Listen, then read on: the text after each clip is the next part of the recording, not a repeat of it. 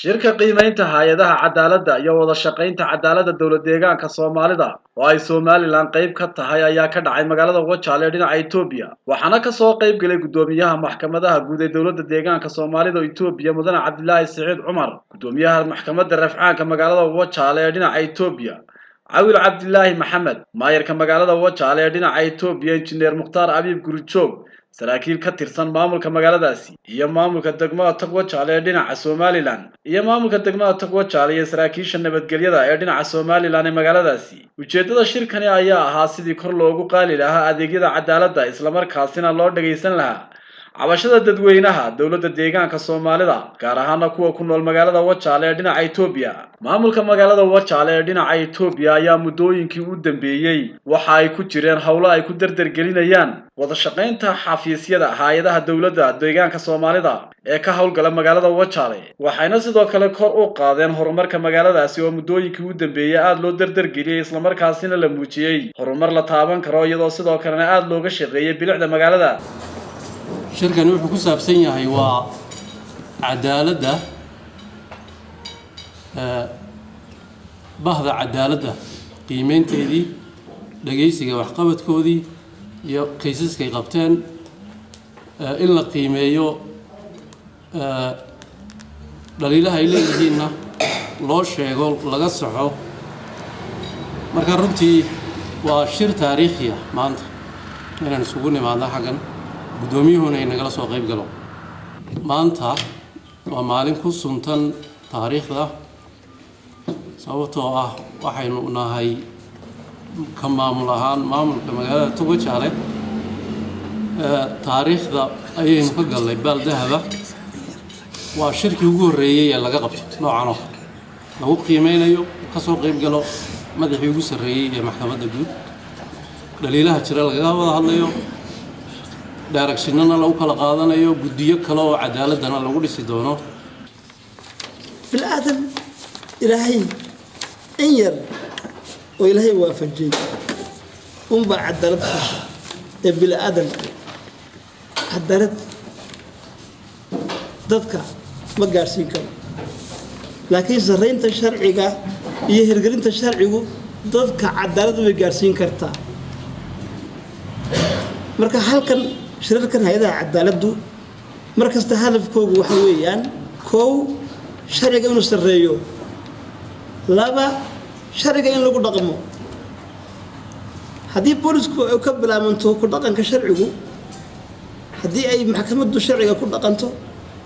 haddii ay xeeladaha sharciga ku dhaqanto sharciga markaa uu hirgelaya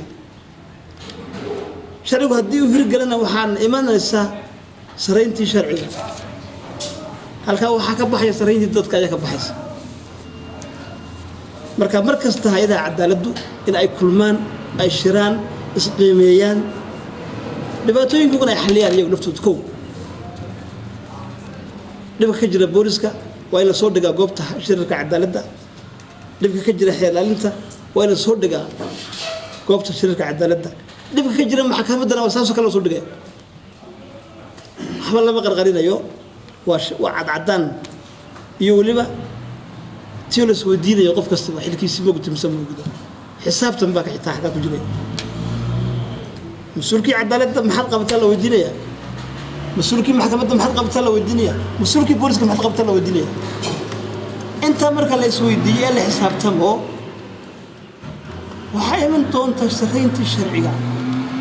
haddaba halkan maanta shirkan waxaan u furay ee aan u bilownay in shirarka hay'adaha cadaaladdu ay hirgalaan ka bilaabanta maanta inuu shirka hay'adaha cadaaladda lagala soo qayb galo gudoomiyaha ugu sareeyay maxkamadda Cabdilaahi Saciid Cumar maxkamadda dowladda deegaanka Soomaalida isla markaasna uu dhageysto waxqabadka maxkamadda iyo dhammaan kiisaskii maxkamaddu ay gashay iyo sida geedi socodka maxkamadda ay bulshada ugu adeegaysay shirkaas oo gudoomiye ka ahaa gudoomiyaha maxkamadda guud ee dowladda deegaanka Soomaalida mudane Cabdilaahi Saciid yani waxay noo tahay maanta sharaf ka soo qayb galnay shirkaas iyo qabashada lagu qabanayo magaalada Togwajaale mar walba inuu sharcigu sareeyo waa muhiim weyn waxa weeyaan hay-adaha kala duwan ee sharcigaas inay fuliyaan looga baahan yahayna waxa ugu horeeya waa booliiska sharcigu waa lagu ka bilaabna booliisku haddii uu sharcigaasi markuu dembigu soo galo sidiisa u qabto oo uu toosiyo uu maxkamadda geeyo oo maxkamadduna sidaa toosane booliisku usoo qabtay iyaduna u wado cadaaladii waa la gaaraya. bismillahi raxmaani raxiim aad baan idinku mahad celinaynaa maadaama nagu soo casuunteen aniga oo ah gudoomiyaha maxkamadda Wajaale aad baan idinku mahad celinaynaa maadaama nagu soo casuunteen shirkan cadaaladda aad bay u fiican tahay wada shaqaynta labada dhinac iyo cadaaladda in laga wada shaqeeyo sida gudoomiye xaashi sheegay kiisasku waxay ka soo bilaabmaan booliska waxqabadkii markaas muddadii markaas wixii uu qabtay waxqabadkii meesha ka jiray in la cadeeyo oo markaas warbixin ahaan marka loo soo jeediyo ba ahmiyadda ugu weyn ay sii tahay iyo waxyaabaha caqabadaha hadiyo koob markaa ka hor yimaada iyadana sidoo kale inaan muxuu ahaa soo jeedino anagu maxkamad sharci ahaan baaxadeedu waxa weeyaan nawaaxiga ilaa waxa weeyaan markaa tog Wajaale iyo nawaaxigeeda ayaan markaa wax weeyaan u idmanahay saad ogtahay gudoomiye 30 kiis waxa weeyaan meher kontana waxa weeyaan xuquuq inta badan maxkamadda shariicadu waxay u xil saaran tahay oo asaasan tahay cabashooyinka haweenka iyo carruurta weeyaan boolis ahaan anagu markaan maaragtay hay'adaha cadaaladdu si fiican bay wada shaqeeyaan intii muddadii aan halkan ka hawlgalaynay waxa weeyaan hay'adaha cadaaladdu bay isku xidhan yihiin maalintii toddobaadkiiba hal maalin baa lagu eegaa wixii maaragtay khaladaad ee jira Mukhtaar Nuux Ibraahim Ariel TV magaalada Wajaale dhinaca Itoobiya.